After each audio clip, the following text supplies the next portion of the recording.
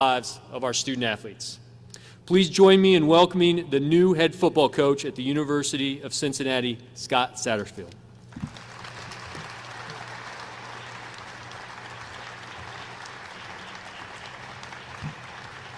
This is all the fun stuff. Oh, yeah. We got his visor.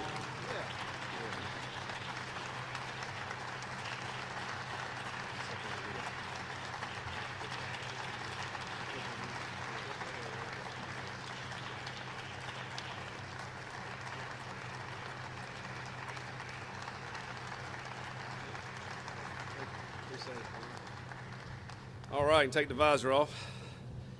Awesome. Man, what an honor it is for me to be here. It truly is. I mean, I'm honored to be a football coach, to be able to help mentor young men, and not a better place than to do it right here at University of Cincinnati. And I'll go into that a little bit. But I do want to thank several people right off the top. President Pinto, I enjoyed our time visiting. What an awesome leader for this university, and I can't wait to continue our relationship as we move forward. Athletic Director John Cunningham, tremendous leader as well, and the vision that they have for this program is really why I wanted to be here as a big reason, and I'm certainly thankful for those two individuals. I want to thank my wife, Beth, and who has been through everything. You know, as a football coach, you have a lot of ups and downs. Fortunately, we've had a lot more ups, but she's she's my rock. She's been there all along the way, and just a tremendous supporter. You guys will get, it'll be a joy for you guys to get around her and get to meet her. I have 3 children. One is here, Isaac. Isaac is my middle child. He goes to the University of Louisville, but he's looking to transfer immediately, as quickly as he can. I have a daughter who's out west at Grand Canyon University. She's a freshman out there in Phoenix, where it's probably 80 degrees right now. And I have my oldest son who's 21, who is in Bozeman, Montana, where it's probably 12. So my kids are all over, but obviously a huge part of our lives, and love and cherish them. And they're looking forward to coming here and celebrating with us. I also want to thank Josh Hurd, the athletic director at Louisville. And I especially want to thank my players at Louisville. That's where my heart's at with those players. We spent 4 years there, gave it everything we had, all our heart and soul poured into those guys, and they changed the program. And I'm forever grateful for those guys. I also want to thank the players I coached at Appalachian State. I spent 23 years there as a player and a coach, and it helped mold me and build me. And my head coach, Jerry Moore, who was there a long time and as a Hall of Fame coach, and did things the right way. And that's where I learned to do it like that, and I know you can win that way. In his 24 years, he had 1 losing season. It was incredible. What a great mentor he is for me. But today, it's about Cincinnati football, and it's about going into the Big 12. I'm extremely excited about that. I had an opportunity to meet with the players today. Exciting time. I know they were apprehensive about, all right, who's our coach going to be? But for me to go in there and see their faces, man, they're eager, they're hungry, and excited. And the one thing that I told them that we're going to do is surround them with some coaches and men that are going to help mentor them, that are going to pour into them, that are going to love them, they're going to hold them accountable, and every day. And I think, John mentioned this, but I love it when the players are in the building.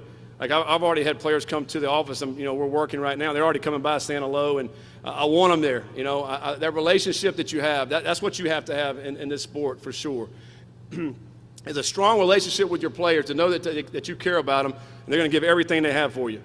And that's what we're going to have. We're going to have that type of relationship. It's a relationship business. We have to be able to do that. So I'm excited about that. Come to Cincinnati with a program that is used to winning, that win championships. I want to be a part of that. 12 bowls in 16 years. That's tremendous. We want to continue that. We understand we're going into a new era, a new conference, the Big 12 Conference, which is an outstanding conference. Some great teams in that conference. I look forward to competing with them. Look forward to playing in this stadium right out here and filling that stadium up. I can't wait. I stepped on that field for the first time this afternoon. It's awesome. It is awesome to fill that thing up and to create that home field advantage. I can't wait for that. I know this city is an outstanding city for football and for sports. It's going to be awesome to be a part of that. I was driving in. I was watching the Bengals play. It was awesome. That was a great game yesterday. To be able to live right here, to be able to go there. I've never had that opportunity, and I can't wait to experience the city and to get out and about and to experience the restaurants and the nightlife and of course these professional teams. It's going to be fun. I think more than anything for me, it's all about our student athletes and how we can help mentor them. I told them also, my job is not only to go win football games and help them, become even greater than they thought they would, but it's also to help them to see what kind of fathers they're going to be, what kind of husbands they're going to be, what kind of community leaders they're going to be, and that's what we're all about. The whole person, not just a football player. So that's our mission as coaches, and that's want to surround them with a staff that's going to be able to do that. I'm going to look forward to visiting with some of the current staff members that are here right now that are getting ready for the bowl game. I anticipate bringing some staff members from the University of Louisville, and then potentially some others that are out there. We want to surround them with the best coaching staff in the country, and we have to do that. I do want to address this real quick. It's kind of a weird situation, right? I mean, Louisville's playing Cincinnati in a bowl game. I told both teams that I'm removing myself from bowl. I won't be there. Not going to be in that situation. My whole focus right now is putting together a staff and recruiting. I've already started recruiting, and we're going to recruit this afternoon. That's what we're going to do for the time until we can sign players and get them here. We have to. You're only going to be as good as the student athletes that you bring in, and that's what we got to do. We're going to hit the ground running. Already have, and so I'm excited about that. I just want to go ahead and address that because I knew that'd be a question that'll come up. But lastly, I just want to say, man, we're super fired up. My family and I, we can't wait to get started. Appreciate everybody that supports this program. We're going to need your support more than ever as we move forward. There's a lot of opportunity that you can have to really impact our program. NIL is one of those opportunities, and I think the way college football is now, we're going to have to jump on board with that. So we'd appreciate anyone that wants to get involved with that as well. That's going to help our program for sure.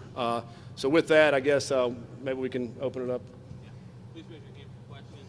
We'll pass the mic to you, Chad. Coach Chad Brendel from Bearcat Journal. You talked about recruiting. How much importance do you think there will be placed on trying to maintain the current commitment list? I know you can't speak on them specifically, but how much of it is that, and then also finding the right guys, that fit your system? Yeah, 100% about the current committed guys. That's what I'm going to do this afternoon. I'm going to try to reach out to those guys, and we want to get them on board. Bring them in. Hopefully this weekend we'll have a big weekend to bring them up for an official visit. They have to get to know me, obviously, and kind of our style of a program that we're going to have. And so yeah, it is a top priority. As well as going out and finding other guys that we think will fit our program. Coach, how much use do you plan to get out of the transfer portal? What do you think of it overall? And will you be looking in terms of a quarterback through the transfer portal, because there's quite a few out there who are quite good? Yeah, I mean, when they created the transfer portal, I think as a college football coach, you have to embrace it. If you don't, you're going to get it passed up, in my opinion. It's the world we're living in, and we will embrace the transfer portal. We'll be able to go out and try to find some guys that'll come in here and positively impact our team. I can't really speak on positions. I don't know. When I go back and start evaluating the roster and kind of seeing where we're at with that, then we'll kind of prioritize maybe who we need to bring in. But you're right. There's a lot. I mean, today's the first day that the portal is opened. And I haven't had time to look at it today, but there will be a time that we'll look at that. And again, we want to bring in some of the best talent in the country to come here and help us play. So we're certainly going to utilize the portal. Coach, it says here that the assistant coach salary pool has risen to $7.25 million, the most they've ever invested. Is that something you asked for in your negotiations, and how do you think that positions the program compared to other Big 12 teams? Yeah, I mean, we certainly have to continue to invest in our program. We have to, and now we're going to the Power 5 level in the Big 12, and we're going to have to continue to get some of the top coaches in the country. It's a very competitive landscape, and if we want to continue to get those kind of coaches, then we have to be compensated.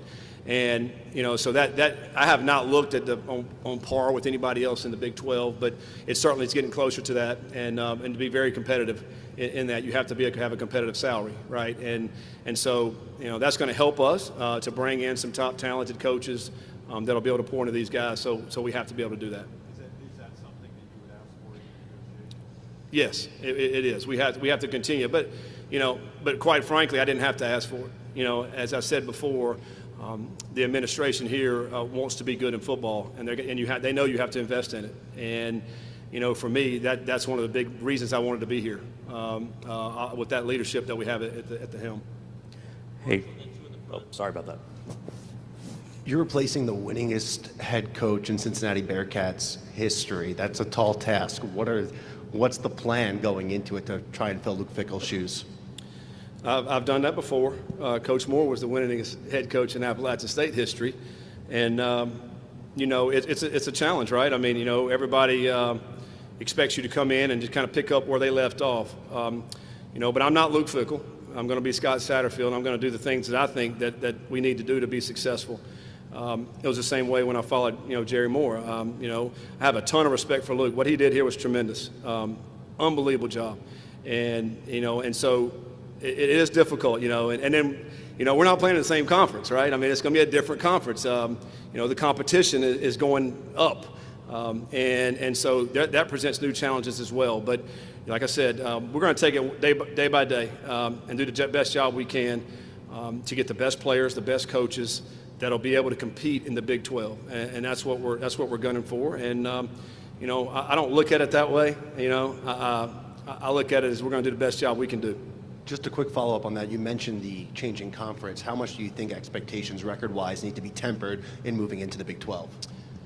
Well, probably everybody will expect us to win every game, right? I mean, we're going to expect to win every game. I think you have to go in it that way. Like, we're not going into it, saying, hey, we'll go in here and try to be, whatever, pick a number.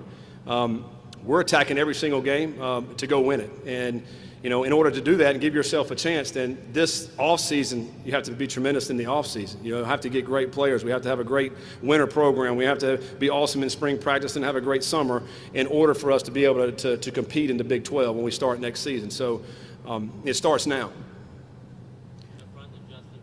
Hey, Scott, bit of a two-part question here. At what point did you start pursuing this opportunity? Was it after Louisville season ended? And you obviously had the situation with South Carolina a few years ago. What wasn't working in the Louisville relationship for you to look elsewhere and pursue another opportunity? Well, this just came about very recently, and again, reasons that I wanted to come here was championship caliber program, great leadership in the university and in the athletic department. The opportunity to take a program and going into a new conference. That I like the challenge, and and the opportunity to be at a great city. I mean, there's so many things here that aligned with what I want and our family wants. And once I had an opportunity to meet with the leadership here, I knew, I was like, man, this is the place I want to be. And then it was up to them to see what they wanted me. And then when that happened, it was go time. And again, so I'm excited about the future. I'm excited about moving forward with it and the opportunity that we have. Just to clarify, was there anything specific that just wasn't adding up at Louisville or pushed you to look elsewhere, I guess? No, I mean, I'm not going to say anything negative about Louisville. Again, we poured everything, our heart and soul into that program for 4 years. I met some outstanding individuals there. And some great people that helped impact my life moving forward. So I'm just happy about this opportunity here. Coach, you're known as an offensive coach, have an offensive background. How do you see your style of play meshing with maybe the current roster that's here and any players you would bring in? I really hadn't studied, the roster here. I think, our style of play, we want to be very physical. We want to be a physical team, offensively and defensively, very aggressive on defense. Our teams at Louisville were, top 5 in the country in sacks, tackles for loss, turnovers gained. And that's an attacking style defense. Offensively, we want to be a multiple offense. We got to find ways to get the ball in the hands of the playmakers. And, we got to be physical up front. We got to be able to run the football and throw the football. You know, we've done fast tempo before. We've spread people out. We've also gone, 3 tight end sets. So I just think in this day and age, you have to be very multiple, whether it be defense or offense. You just can't line up and do the same thing over and over and over. And I know the Big 12 presents a lot of different challenges within that. And so as we dive deeper into our team and we start looking at the personnel, then we'll cater toward what we have, the strengths, right? And so I think we won't know more about that a little bit later on. Coach, one of the staples of this program over the past 20 years has been recruiting locally. Yes. How much recruiting have you done in Cincinnati, and how much will that be a focus as you put your staff together to make sure that you stay there? Yeah, this is a top priority in this area. Cincinnati high school football is unbelievable, and so is the state of Ohio. It's one of the best states in the whole country. So we got to stake down this area right here. We got to comb these high schools. I got to hire people in this staff that will be able to go out and that already have those relationships. And that's going to be a top priority for us. So I 100% agree with what they've been doing the last 20 years. It's worked very well. There's a lot of pride in this state and in this city when it comes to high school football. We want to embrace that and continue to bring that on. And can't wait to get out and see the coaches. I was at Louisville, not far away. We did come up in this area. We have recruited players from there to come down and play for us. We would like to have gotten more from this area. For whatever reason, didn't work out. But yeah, we're going to comb the high schools all around here, and hopefully, and those guys will come in and embrace us here and want to be a part of this program. Coach, you've transitioned well from the FCS to the FBS. Is there any parallels that maybe you can draw from that as you're transitioning from the American Athletic Conference to the Big 12 Conference? Yeah, I think it's all new.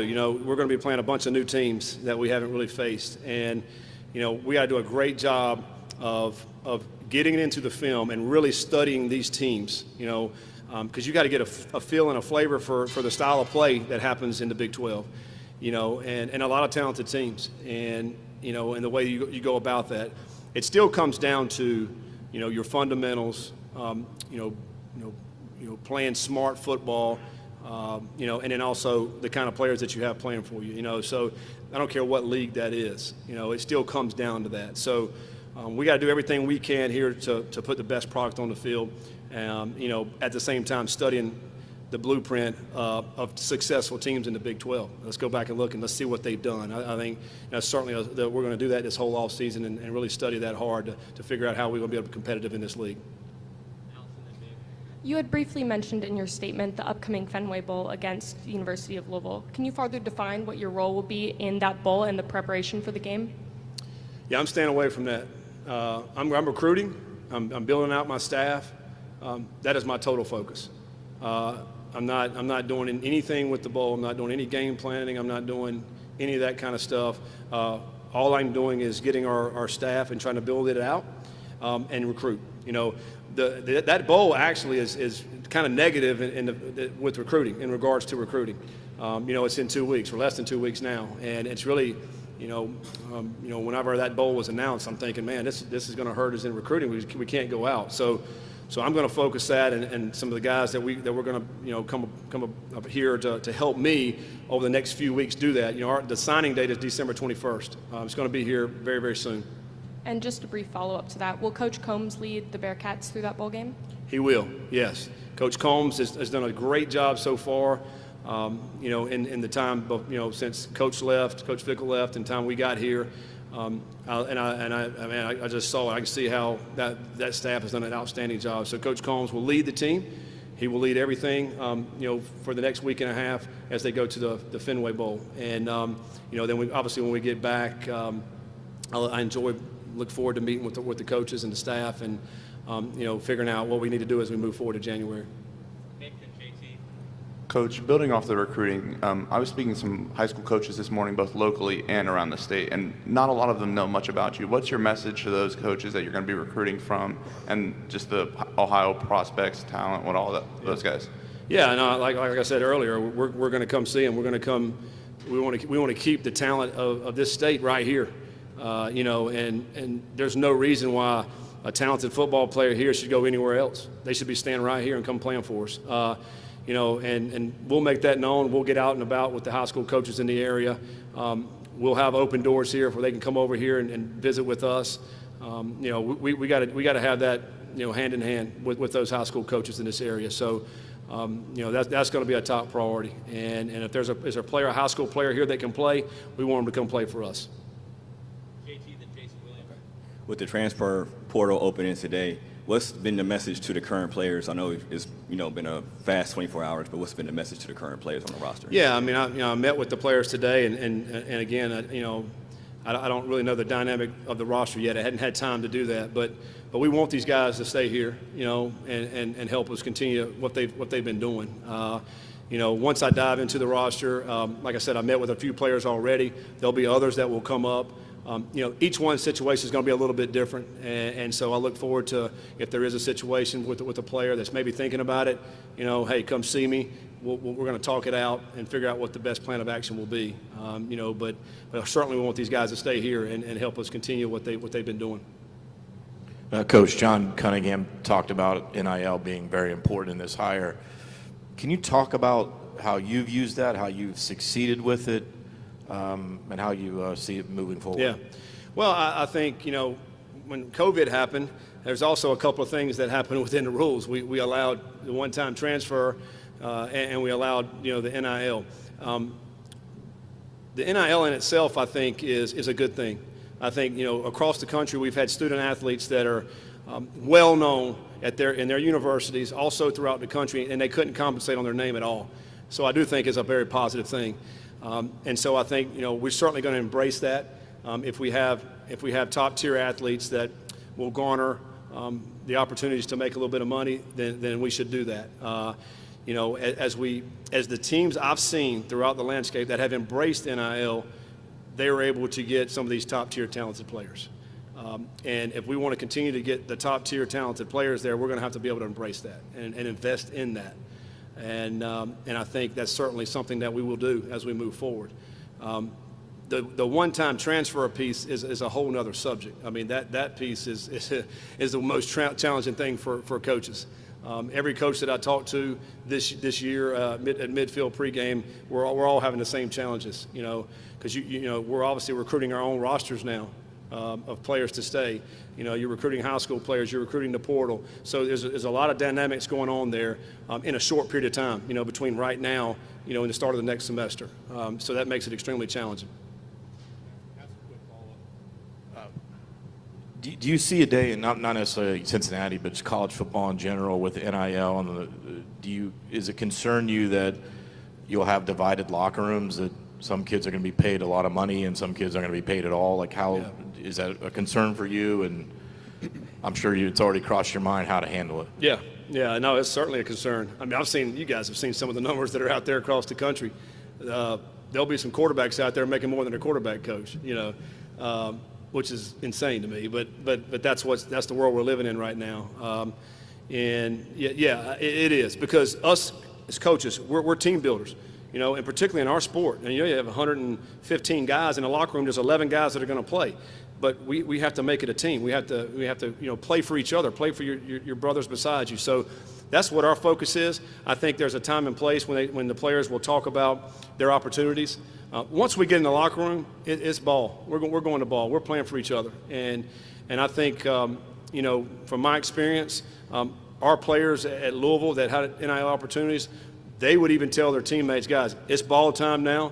We're playing ball. We're not worried about the business side of it, because that's really what it is. And so you want mature players that can be able to focus on the task at hand, which is playing ball and working out and getting the best they can be.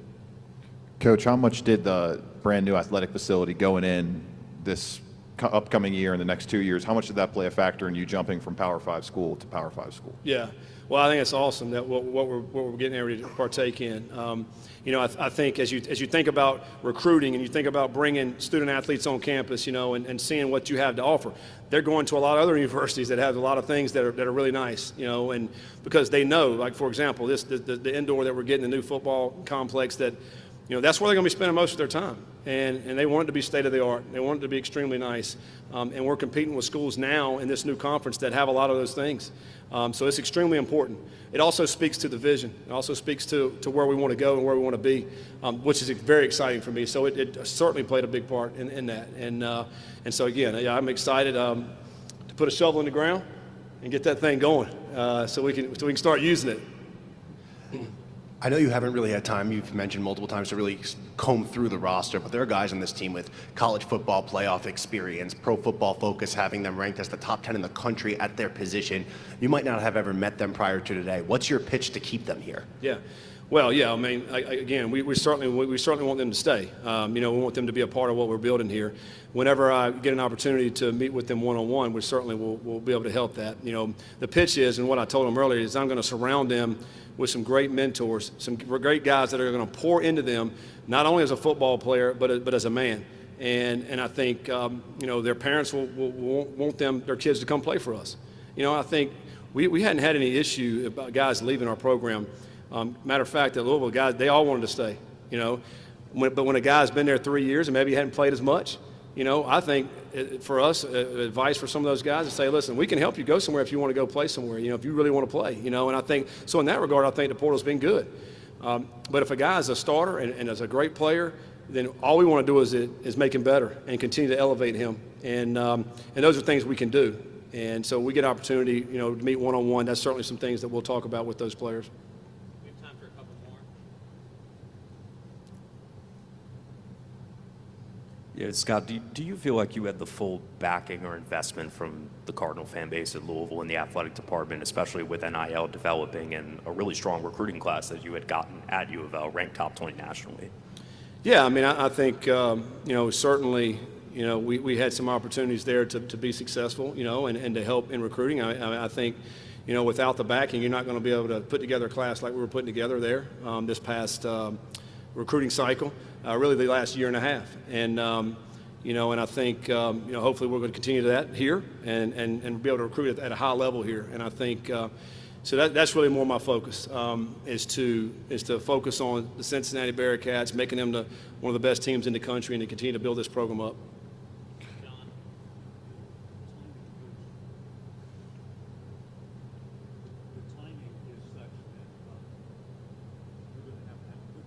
Yeah.